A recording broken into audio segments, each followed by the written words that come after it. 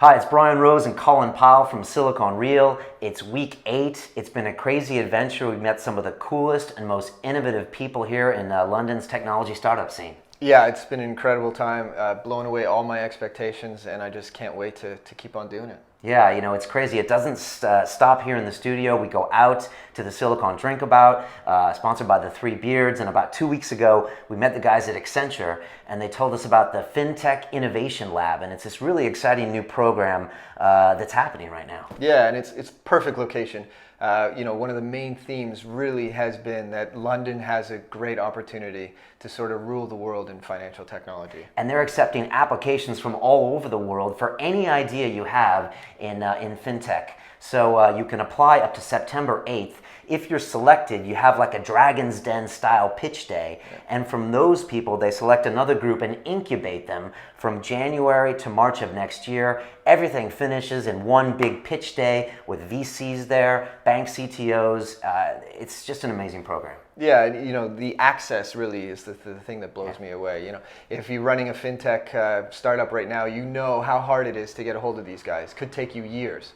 And here they are mentoring you for 3 months. So you really should get on the ball here and take advantage of this. Yeah, I'm so excited to be partnering with these guys. We're going to follow the process for the next 7 months and see what gets produced. And I just think it's the same mentality as Silicon Reel, paying it forward and try to break down some of those innovators' dilemmas that we talk about every week on the show.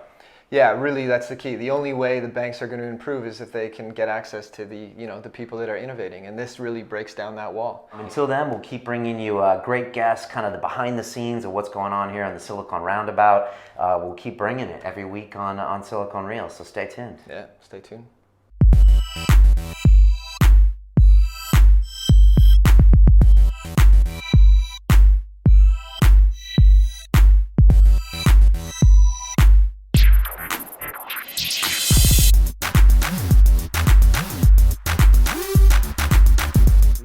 The Gutenberg story really quick. I really liked it. Right. Okay. Yeah. No. So we were talking earlier that there's nothing new. So the first ever internet deal in Europe was done in the 1400s when Gutenberg invented the printing press, and he raised money from the Mainz business angel community, and a couple of angels funded him in effectively, which is a 1x pref legal instrument. So they got their money back, then they would share the profits of the instrument. He raised an amount of money, but he didn't finish the prototype. So he had to go back to them to get more money to finish the product. It was nearly finished, but they had the upper hand at that point, so they did a cram down, wiped him out. They took the project over and they finished it off without him. So he lost all of his equity. It's basically, that's you see that you see that 500 years ago. You see that today. I'm sure there's probably histories in Roman archives about. It's just human nature. Investors want their money back and then they share the profits.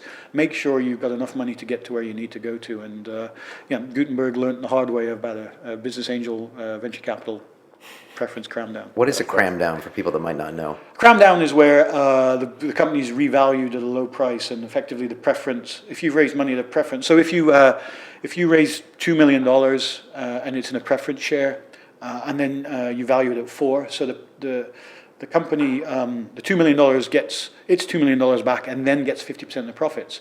If a year later you value the company at $1 million, the preference is worth more than the value of the company, so the equity is worth 0, and the people putting the money in take over the company. And that happens all the time.